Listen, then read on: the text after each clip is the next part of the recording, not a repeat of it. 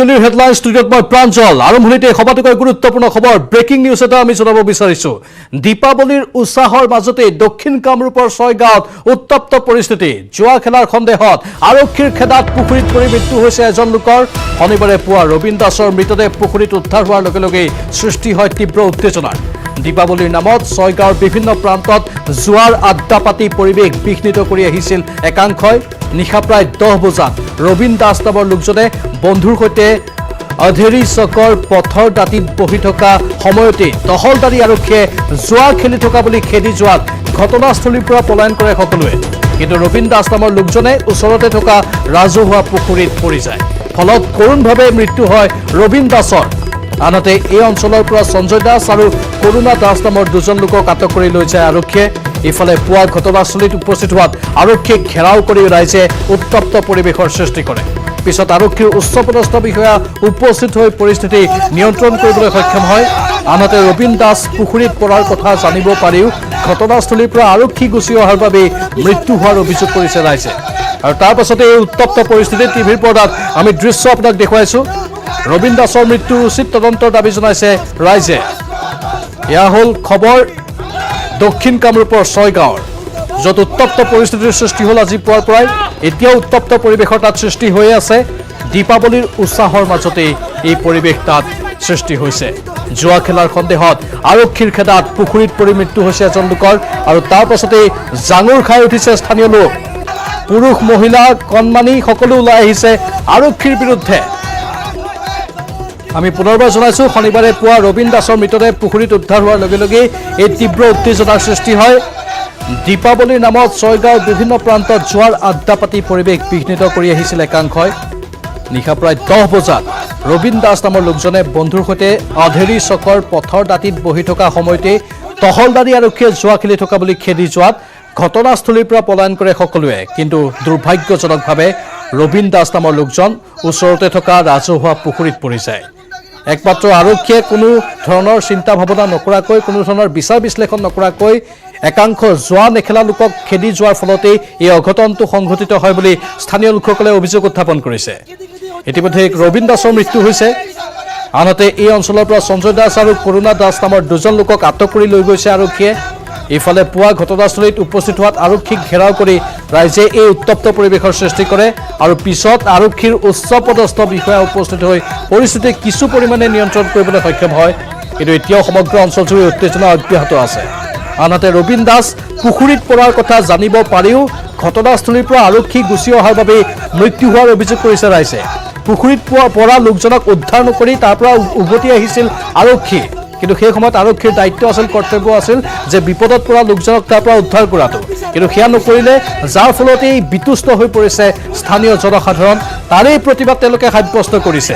ৰবীন দাসৰ মৃত্যুৰ উচিত তদন্তৰ দাবী জনাইছে ৰাইজে। ইয়াৰ বাবে আৰক্ষীয়ে জগৰীয়া বুলি তেওঁলোকে উল্লেখ কৰিছে। আৰু বৰ্তমানেও তাত প্ৰতিবাদী কাৰ্যসূচী অব্যাহত আছে।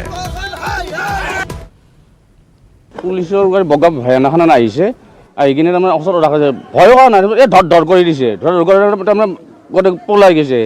পলাই যাওঁতে তাৰমানে ই সাঁতুৰিব নাজানে, ই পৰিল ইপিনে পানীত। এই ৰবীন দাস পানীত পৰিল। পানীত পৰা মই দোকানৰ পৰা যাই আছোঁ। তাৰপিছত পুলিচ ইয়াতে এটা আছে, 3-3টা টৰ্চ মাৰি চাই আছে। তাৰপিছত সি আছে তাৰমানে হেৰি কৰি এই পকপকি আছে তাৰমানে, অ' মাক কি কিবা এটা পানীত পৰিলে এটা বেলেগ চাউণ্ড উঠে না, সেনে কৰি আছে। মই ভাবা নাই কাবাই হয়তো ভয়তে কাবাই সাঁতুৰিব পৰা মানুহ, সি যে সাঁতুৰিব নাজানে সেইটো ময়ো নাজানো। তেখেতে তাৰমানে সেনেকৈ মই ঘৰত গুচি গ'লোঁ। যদি আহি পেলাই পাওঁ মাৰি ভেনখন গুচিয়ে গৈছে। এতিয়া তাৰমানে আমাৰ 2জন হেৰি থানাত লৈ গৈছে। সিহঁতে মানে প্ৰথমতে জুৱাৰ মনৰ পইচাৰ ব্যক্তি হৈছে নিপায়, তাৰপিছত পইচা মনতে লৈ পেলাই বচাব লাগে, মানুহটো বচাব নোৱাৰিলে। তেখেতক কিন্তু বচাব পাৰিলে হয়। বিটিআৰ নিৰ্বাচনৰ প্ৰাক্ষণত ক্ৰমাৎ তুংগত উঠিছে মন্ত্ৰী হিমন্ত বিশ্ব শৰ্মা আৰু হাগ্ৰামা মহিলাৰীৰ বাকযুদ্ধ। ৰাজ্যত মুখ্যমন্ত্ৰী হ'ব নোৱাৰি বিটিআৰৰ চিফ হ'ব বিচাৰিছে হেনো মন্ত্ৰী হিমন্ত বিশ্ব শৰ্মাই। কিন্তু ইয়াতো কাম নহ'ব। নিৰ্বাচনী সভাত মন্ত্ৰী হিমন্তক এনেধৰণে কটাক্ষ কৰি এই মন্তব্য কৰিছে হাগ্ৰামা মহিলাৰী। মুঠতে এতিয়া বিটিআৰৰ নিৰ্বাচনী যুঁজ তুংগত উঠিছে। আৰু নিৰ্বাচনৰ প্ৰাক্ষণত ক্ৰমাৎ মন্ত্ৰী হিমন্ত বিশ্ব শৰ্মা আৰু হাগ্ৰামা মহিলাৰীৰ বাকযুদ্ধ বৃদ্ধি পাইছে। ৰাজ্যত মুখ্যমন্ত্ৰী হ'ব নোৱাৰি বিটিআৰৰ চিফ হ'ব বিচাৰিছে মন্ত্ৰী হিমন্ত বিশ্ব শৰ্মাই।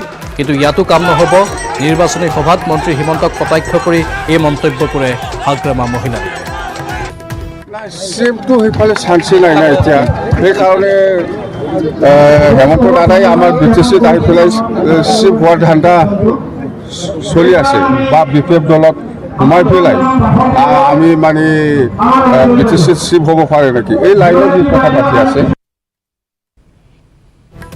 যুদ্ধগতিত চলিছে ধেমাজিৰ গোগামুখৰ চাঞ্চল্যকৰ ডকাইতি কাৰ্যৰ তদন্ত। ডকাইতি কাণ্ড সন্দৰ্ভত আৰক্ষীয়ে লাভ কৰিছে কিছু প্ৰাৰম্ভিক তথ্য। হেলমেট পৰিধান কৰি বাইকত আহিছিল 2 দুৰ্বৃত্ত। তদন্তৰ খাতিৰত আৰক্ষীয়ে ৰাজহুৱা কৰা নাই তথ্য। ডকাইতৰ দলটোক শীঘ্ৰে গ্ৰেপ্তাৰ কৰাৰ দাবী কৰিছে আৰক্ষীয়ে। ইপিনে দুৰ্বৃত্তৰ গুলীত গুৰুতৰভাৱে আহত মিলন ৰাভাক লখিমপুৰৰ পৰা উন্নত চিকিৎসাৰ বাবে প্ৰেৰণ কৰা হৈছে অসম চিকিৎসা মহাবিদ্যালয় হস্পিটেললৈ। শুকুৰবাৰে নিশা গোগামুখৰ আৰ মিলৰ সন্মুখত এই চাঞ্চল্যকৰ ডকাইতি কাৰ্য সংঘটিত হৈছিল। 407 মিনি ট্ৰাকৰ গাড়ী চালকক গুলীচালনা কৰি ধন লৈ উধাও হৈছিল দুৰ্বৃত্তৰ দল। দুৰ্বৃত্তৰ গুলীত গুৰুতৰভাৱে আহত হৈছিল চালক মিলন ৰাভা। গোগামুখ আৰক্ষী থানাৰ পৰা 100 মিটাৰ দূৰত সংঘটিত হৈছিল এই ঘটনা। লখিমপুৰ RC এজেঞ্চিৰ 2 কৰ্মচাৰীয়ে সপ্তাহৰ ধন সংগ্ৰহ কৰি আহি থকাৰ সময়তে সংঘটিত হৈছিল এই লুটপাটৰ ঘটনা। জনামতে চাপকে শকতকে দুটা ল'ৰা ফুল হেলমেট লগাই আহিছে, মানে মণিমূৰ্তি নৰা আৰু জেকেট পিন্ধি আহিছে, চুৱেটাৰ লগাই আহিছে। কেনেকুৱা ধৰণৰ মটৰচাইকেল লৈছে কৈছে নেকি? নাই, ধৰিব নোৱাৰিলে। মই বাৰম্বাৰ সুধিছোঁ, ধৰিব পৰা নাই। ওলাই যাব, এইটো কেছ ওলাই যাব। LOCত পাকিস্তানী সেনাৰ গুলীবৰ্ষণত শ্বহীদ হ'ল অসমৰ বীৰ সন্তান। শ্বহীদ হৰধন ৰায়ৰ ঘৰ ধুবুৰী জিলাৰ মেটিপাৰা। ধাৰাসাৰ গুলীবৰ্ষণতেই শ্বহীদ হ'ল BSF জোৱানসহ 5 গৰাকী নিৰাপত্তাৰক্ষী। আৰু ইয়াৰে মাজত আছিল অসমৰ বীৰ সন্তান হৰধন ৰায়। বৰ্তমান হৰধন ৰায়ৰ বাসগৃহত এক শোকাকুল পৰিৱেশে বিৰাজ কৰিছে। জম্মু কাশ্মীৰৰ 4টাকৈ ছেক্টৰত পাক সেনাই এই ভয়ংকৰ আক্ৰমণ সংঘটিত কৰিছিল। উল্লেখযোগ্য যে 2001 চনত সেনাবাহিনীত যোগদান কৰিছিল বীৰ হৰধন ৰায়ে।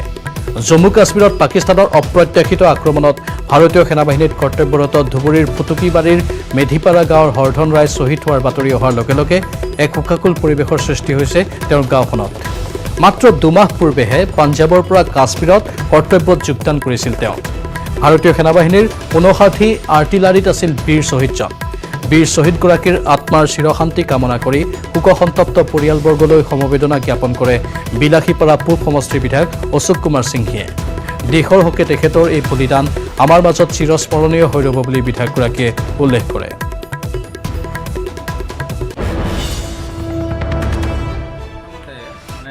কাশ্মীৰৰ পৰা এই মেজৰে ফোন কৰা মতে 12:30 মানত ঘটনাটো ঘটিছিল। যোৱাকালি কি নাম আছিলে? তেখেতৰ নাম হৰধন ৰয়। কেতিয়া চাকৰি কৰিছিল আৰ্মি? চাকৰি তেখেত হ'লে এতিয়া 2001ত তেওঁ জইন কৰিছিল। এতিয়া 18-19 বছৰে হ'ল চাকৰি। কেনে হৈছে বুলি আপোনালোকক খবৰ দিলে? যোৱাকালি আমি নিউজত যিখিনি পাই আছোঁ, জম্মু কাশ্মীৰৰ সীমাৱৰ্তী অঞ্চলত তাৰমানে পাকিস্তানী সৈনিক আৰু আমাৰ ভাৰতীয় সৈনিকৰ মাজত সংঘৰ্ষ চলি আছে। পুনৰ স্বাগতম। ৰাজস্থানৰ জয়ছলমেৰত প্ৰধানমন্ত্ৰী নৰেন্দ্ৰ মোদী উপস্থিত হৈছে আৰু সেনা জোৱানৰ সৈতে তেওঁ দীপাৱলীৰ আনন্দ লৈছে। অনুষ্ঠানত উপস্থিত আছে BSFৰ DG ৰাকেশ আস্থানা, লগতে উপস্থিত CDS বিপিন ৰাৱত আৰু সেনাপ্ৰধান MM নাৰাৱনে। আমি পোনপটীয়া সম্প্ৰচাৰ আপোনালোকৰ বাবে আগবঢ়াইছোঁ জয়ছলমেৰৰ পৰা। ইয়াৰ বিশেষ অনুষ্ঠান চলি আছে। দেশৰ প্ৰধানমন্ত্ৰীয়ে অংশগ্ৰহণ কৰিছে। শ্বহীদ জোৱানসকলক শ্ৰদ্ধাঞ্জলি জ্ঞাপন কৰিছে দেশৰ প্ৰধানমন্ত্ৰীয়ে। লগতে ভাৰতীয় সৈনিক বা ভাৰতীয় জোৱানসকলৰ পৰাক্ৰমৰ কথা তেওঁৰ ভাষণত ইতিমধ্যে আমি শুনিবলৈ পাইছিলোঁ। আৰু আজি আকৌ এবাৰ তেওঁ সেইখিনি কথা স্মৰণ কৰি সকলোকে উৎসাহ যোগাইছে। ৰাজস্থানৰ জয়ছলমেৰৰ পৰা এই পোনপটীয়া সম্প্ৰচাৰ। দেশৰ প্ৰধানমন্ত্ৰী নৰেন্দ্ৰ মোদী তাত উপস্থিত হৈছে। সেনা জোৱানৰ সৈতে মোদীৰ এয়া দীপাৱলী অনুষ্ঠান, লগতে বীৰ জোৱানসকলক, শ্বহীদ হোৱা জোৱানসকলক শ্ৰদ্ধাঞ্জলি জ্ঞাপন কৰিছে তেওঁ। অনুষ্ঠানত উপস্থিত আছে BSFৰ DG ৰাকেশ আস্থানা, লগতে উপস্থিত আছে CDS বিপিন ৰাৱত আৰু সেনাপ্ৰধান MM নাৰাৱনে।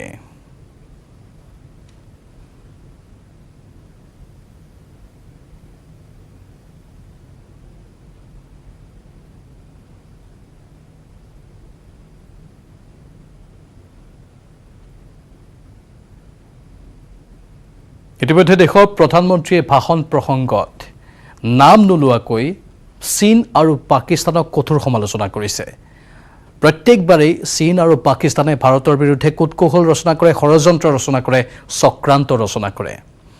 কিন্তু প্ৰত্যেকবাৰেই সেই চক্ৰান্তক উফৰাই পেলাবলৈ সক্ষম হয় ভাৰতৰ বীৰ জোৱানসকলে। এইবাৰো বিপৰীত নহয় বা ব্যতিক্ৰম নহয়, কাৰণ কালি যি ঘটনা জম্মু কাশ্মীৰত সংঘটিত হ'ল, সীমান্তত যেনেধৰণে পাকিস্তানে উপযাচী আক্ৰমণ সংঘটিত কৰিলে, তাৰ ফলত ভাৰতৰ কেইবাগৰাকীও বীৰ জোৱান শ্বহীদ হ'ল, কিন্তু তাৰ প্ৰত্যুত্তৰ পাকিস্তানক দিয়া হ'ল। পাকিস্তানৰ লঞ্চ পেড ধ্বংস কৰা হ'ল, পাকিস্তানৰ সেনাৰ বহুকেইটা ঘাটি ধ্বংস কৰা হ'ল, বহুকেইজন পাকিস্তানী সেনা মৃত্যুমুখতো পৰিছে। কিন্তু আৰম্ভণি কৰিছিল পাকিস্তানে। এনেধৰণৰ ষড়যন্ত্ৰ, এনেধৰণৰ চক্ৰান্ত পাকিস্তান বা চীনেই প্ৰত্যেকবাৰেই আক্ৰমণ কৰে আৰু দেশৰ প্ৰধানমন্ত্ৰীগৰাকীয়ে আজি তেওঁলোকক নাম নোলোৱাকৈ সমালোচনা কৰে।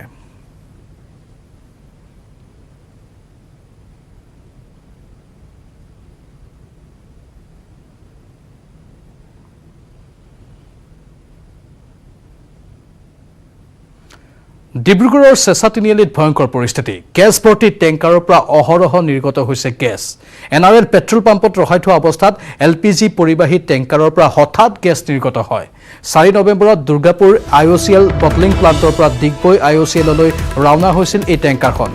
নিশা পেট্ৰল পাম্পত ৰখাই থোৱা অৱস্থাত পুৱা পাম্পটোৰ কৰ্মচাৰীয়ে এজোপা গছ কটাত টেংকাৰখনৰ ওপৰত পৰাত টেংকাৰখন ফুটি অহৰহ নিৰ্গত হয় গেছ। যিকোনো মুহূৰ্ততে গেছ আৰু তেলত অগ্নিসংযোগৰ আশংকাত আতংকময় পৰিৱেশৰ সৃষ্টি হয়। তৎকালীনভাৱে স্থানান্তৰ কৰা হয় দাঁতিকাষৰীয়া লোকসকলক। ঘটনাস্থলীত উপস্থিত হয় স্থানীয় আৰক্ষী আৰু অগ্নি নিৰ্বাপক বাহিনী। অৱশ্যে পৰৱৰ্তী সময়ত BCPL আৰু ৰাজ্যিক দুৰ্যোগ প্ৰশমন বিভাগৰ 2খনকৈ বাহনে প্ৰশমন কৰে গেছ।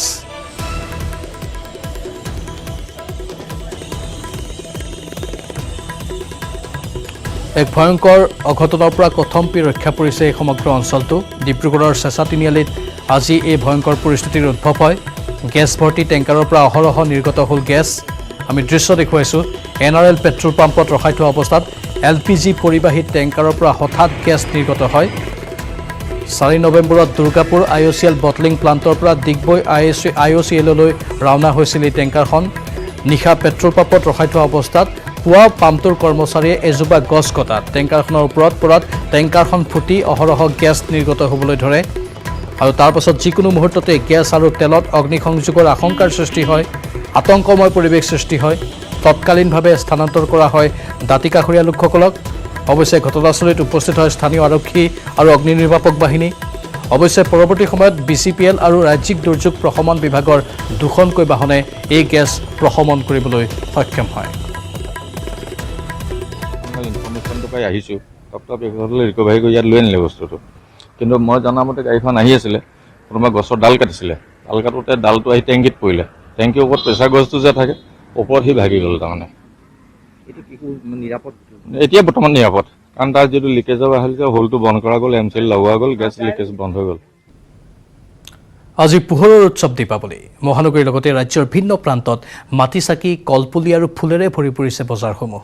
পুৱাৰে পৰা বজাৰসমূহত কলপুলি আৰু ফুল কিনিবলৈ ভিৰ কৰিছে গ্ৰাহকে। ইতিমধ্যে অসমৰ লগতে বিভিন্ন ৰাজ্যত নিষিদ্ধকৰণ কৰিছে আতচবাজি। তাৰ পৰিৱৰ্তে জনসাধাৰণক সেউজ দীপাৱলী পালন কৰাৰ আহ্বান জনাইছে প্ৰদূষণ নিয়ন্ত্ৰণ বোৰ্ডে। ইফালে আতচবাজি নিষিদ্ধকৰণৰ পিছতেই বজাৰত চাহিদা বাঢ়িছে মাটিৰ চাকিৰ। বজাৰসমূহত ভৰি পৰিছে ৰং বিৰঙৰ মাটি চাকিয়ে। অৱশ্যে কাল কৰোনাৰ বাবে এইবাৰ দীপাৱলীক লৈ পূৰ্বৰ দৰে সেই উৎসাহ উদ্দীপনা ৰাইজৰ মাজত দেখা পোৱা যোৱা নাই। তাৰ মাজতে দীপাৱলী তথা শক্তিৰ দেৱী কালীমাক আদৰাৰ প্ৰস্তুতি চলাইছে ৰাজ্যবাসীয়ে। কেইবাটাও প্ৰান্তৰ পৰা আমি পোনপটীয়া সম্প্ৰচাৰ দেখুৱাম। এইবাৰ আমি বঙাইগাঁৱলৈ যাব বিচাৰিছোঁ। আমাৰ সতীৰ্থ উপানন্দৰ এক ৰিপৰ্ট আগবঢ়াইছোঁ। দীপাৱলী উপলক্ষে দেখা গৈছে বঙাইগাঁৱৰ বজাৰত মাটিৰ চাকি আৰু কলগছ আদি ক্ৰয় কৰাৰ কাৰণে গ্ৰাহকসকল ৰাইজ ওলাই আহিছে আৰু মই দেখুৱাব বিচাৰিছোঁ এইসমূহ ইয়াতে পদপথৰ ওপৰত দোকান বহিছে আৰু এইসমূহ দোকানৰ পৰা লোকসকলে চাকি কিনিছে, মাটিৰ চাকি, কিয়নো দীপাৱলী উপলক্ষে প্ৰতি ঘৰত বা ব্যৱসায়িক প্ৰতিষ্ঠানসমূহত চাকি দিয়াটো বাঞ্ছনীয়। গতিকে সকলোৱে ইয়াতে সন্ধিয়াৰ কাৰণে সাজু হৈছে আৰু ইয়াতে মাটিৰ চাকি লোৱা পৰিলক্ষিত হৈছে। দাদা কি ল'লে? মই চাকি ল'লোঁ কেইটামান। হয় হয়, চাকিটো দিবই লাগিব। দিবই লাগিব, বছৰৰ উৎসৱ যেতিয়া দিবই লাগিব। ফটকাটো এইবাৰ নাই, ফটকাটো মানা আছে, এইটো আমি নামাৰোঁ, এইবাৰ চাকি জ্বলাম আৰু। দেখা গৈছে যে প্ৰদূষণ সৃষ্টি কৰে বহুত। হয় হয় হয়, সেইটো যিহেতু মানা আছে, প্ৰশাসনৰ পৰা মানা আছে, যিহেতু নিয়মটো মানি চলিব লাগিব, সেইকাৰণে এইবাৰ চাকি জ্বলাম আৰু। কেনেকৈ বিক্ৰী কৰিছে, কি দৰত ল'লে? এইটো আমি 25টা ল'লোঁ, 20 টকা লৈছে। ঠিক আছে, আহিছোঁ। দেখা গৈছে যে এই ধৰণে চাকি কিনিছে বিভিন্নজনে, সন্ধিয়াৰ কাৰণে সাজু হৈছে এওঁলোকে।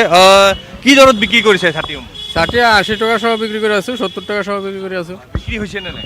বিক্রি হয়ে আছে কম আর কি, আজিকালি বিক্রি কম হয়ে আছে এই বছর। কিয় কম হয়?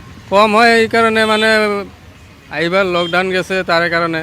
দেখা গৈছে যে মৃৎশিল্পীসকলেও আচলতে যিহেতু লকডাউনৰ এক প্ৰভাৱ এওঁলোকৰ ওপৰতো পৰিছে, গতিকে এওঁলোকৰ ব্যৱসায় বাণিজ্য কম হোৱা বুলি এওঁলোকে প্ৰকাশ কৰিছে।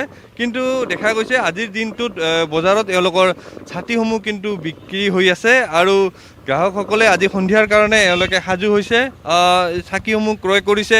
দেখা গৈছে গাঁৱৰ বিভিন্ন অঞ্চলৰ পৰা কলগছসমূহ বঙাইগাঁও চহৰলৈ আহিছে আৰু ইতিমধ্যে জিলা প্ৰশাসনৰ বঙাইগাঁও জিলা প্ৰশাসনৰ তৰফৰ পৰা নিৰ্দেশ জাৰি কৰিছে যে 2 ঘণ্টাৰ কাৰণে ফটকা ফুটাব পাৰিব আৰু অতি নিম্ন প্ৰাবল্যৰ ফটকাহে তেওঁলোকে ফুটাব পাৰিব। গতিকে তেওঁলোকে এতিয়া দেখা গৈছে যে বজাৰত কিছু সংখ্যকে নিম্ন প্ৰাবল্যৰ ফটকা ক্ৰয় কৰিছে আৰু ইয়াৰ লগতে দেখা গৈছে ছাতি ক্ৰয় কৰিছে আৰু বিভিন্ন